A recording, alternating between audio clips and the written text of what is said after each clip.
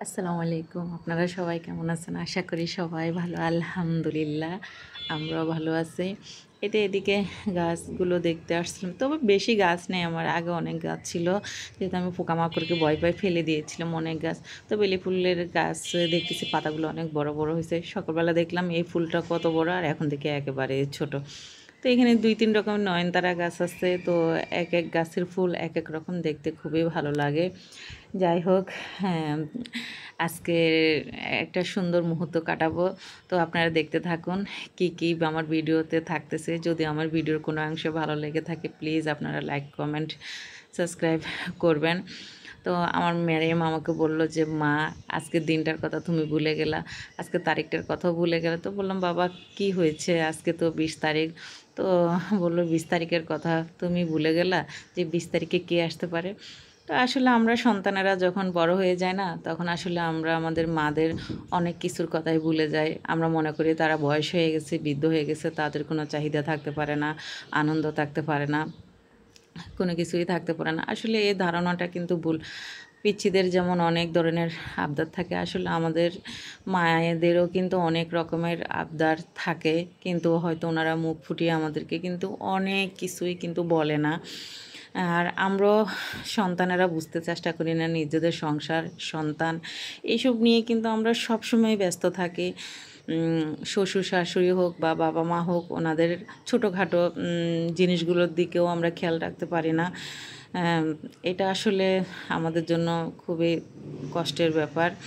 উম খুবই কষ্ট লাগতেছে আসলে কথাগুলো বলতে, যে আমার মেয়ে আমাকে স্মরণ করিয়ে দিয়েছে যে আজকে আমার মায়ের বার্থডে। তো কখনো এত সুন্দর করে করিনি। এইবার আমার মারিয়াম তার নানুকে মার্কেটে নিয়ে গিয়ে হাতের চুড়ি কিনে দিয়েছে যে, "নানু, তোমার বার্থডে।" সকালের এই কাজটা কিন্তু সকালেই করেছে। তো বিকেলে কেকটা কাটলাম।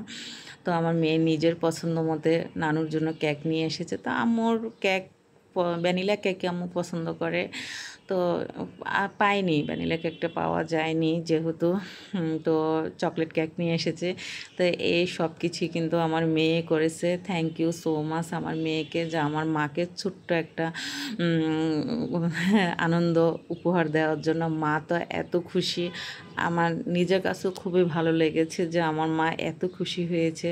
আসলে আমরা এটা কখনোই করি না। মাদেরকে নিয়ে কখনোই কোনো কিছু করি না। সবসময় স্বামী, সন্তান বা ভাইয়েরা, স্ত্রী, সন্তান এদের নিয়ে কিন্তু আমরা সবসময় ব্যস্ত থাকি। কখনো ওনাদেরকে ভালোবাসা দিতে প্লাস ওনাদের ছোট, ছোট আনন্দগুলো দিতে আমরা চেষ্টা করি না।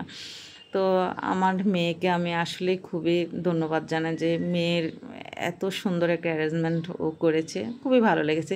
তো এদিকে আপনারা দেখলেন যে আমার ভাইপো একমাত্র রাজপুত্র আমাদের। একমাত্র রাজপুত্র বলতে আমাদের ফ্যামিলির ১ম রাজপুত্র ও। পরবর্তীতে তো আরও এসেছে নতুন, নতুন প্রজন্ম। তো হ্যাঁ, ওই কত আনন্দ করলো। হ্যাঁ, একাই কেক কাটবে, একাই আবার মোমবাতিটাকে করবে।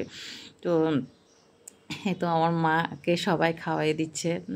বিশেষ করে আমার মাইয়াম তো কেক অনেক পছন্দ। যাই হোক, এক উছিলে উনি আবার আরেকটা কেক খেতে পারলো। একদিকে নানুকে একটা ব্যাংক গিফট করেছে। তো এই ব্যাংকটা কিন্তু ও প্রায় ১৯ সাল থেকে এটাতে টাকা জমিয়ে, জমিয়ে রাখে। তো এখন যখন ব্যাংকটা পুড়ে গেছে তো বলতেছে যে, "মা, এই ব্যাংকটা আমি আমার নানুকে দেবো।" তো বললাম, "আচ্ছা বাবা, ঠিক আছে।" তো নানু তো অনেক খুশি। কিন্তু নানু তো রাখবে না, এটা আমি ভালো করে জানি, যে আবার পুনরায় তার নাতনিকে এটা দিয়ে দেবে। তো এই তো আমার বাপজান এখানে কেক কাটাতেছে। তো আমার এই বাপজান কিন্তু আমাকে কল্যামণিই ডাকে। এত শান্ত, খুবই ভদ্র আলহামদুলিল্লাহ। তো আমাদের ঘরের মধ্যে কিন্তু রাজকন্যারা কিন্তু অনেক স্মার্ট, অনেক জিদ্দি, কিন্তু বাট রাজপুত্রগুলো কিন্তু আলহামদুলিল্লাহ এত শান্ত। এরা প্রত্যেকে খুবই শান্ত, খুবই ভালো। মানে সবসময় শুনি যে ছেলেরা অনেক চঞ্চল হয়, খুবই দুষ্ট হয়। কিন্তু আমাদের পরিবারের দিক দিয়ে আমরা একটু উল্টাটাই দেখলাম, যে মেয়েগুলো খুবই চঞ্চল, খুবই স্মার্ট, কিন্তু ছেলেগুলো খুবই ভদ্র। পুরা হ্যাঁ, ছোটো একটা অনুষ্ঠানের মধ্যে কিন্তু আমার ছেলের কোনো ভূমিকা এখানে নেই, যেহেতু ও এগুলো থেকে সবসময় আমি দূরে থাকে। এতে এখন জোর করে ওকে বসালাম। তো কেক দেখে অনেক খুশি। নানু বলতেছে যে আমার নাতিটার সাথে একটা ছবি শেয়ার করি। তো আমার অন্য ভাইপুতরা ভাবিরাও আছে, কিন্তু তারা আসতে পারেনি, কেননা একটু দূরে। আর এই আয়োজনটা কিন্তু হুটহাট করে করেছি, যে এই আম্মুর বার্থডে সম্পর্কে কিন্তু আমাদের কোনো ধারণাই ছিল না। যেহেতু আমার মেয়ে হুট করে এই সিদ্ধান্ত নিয়েছে, তাই অন্যরা আসতে পারে না, কিন্তু তারাও আসার জন্য বললেই সবাই আসতো, খুবই খুশি হতো, কেননা তারাও খুবই ভালো। যাই হোক, আলহামদুলিল্লাহ, অনেক কথা আপনাদের সাথে বললাম। আজকের মতো এইটুকু। সবাই ভালো থাকবেন, সুস্থ থাকবেন। আর ভিডিওটা ভালো লাগলে প্লিজ শেয়ার করে দিবেন, আর আমাদের পরিবারের জন্য সবাই দোয়া করবেন। আল্লাহ হাফেজ।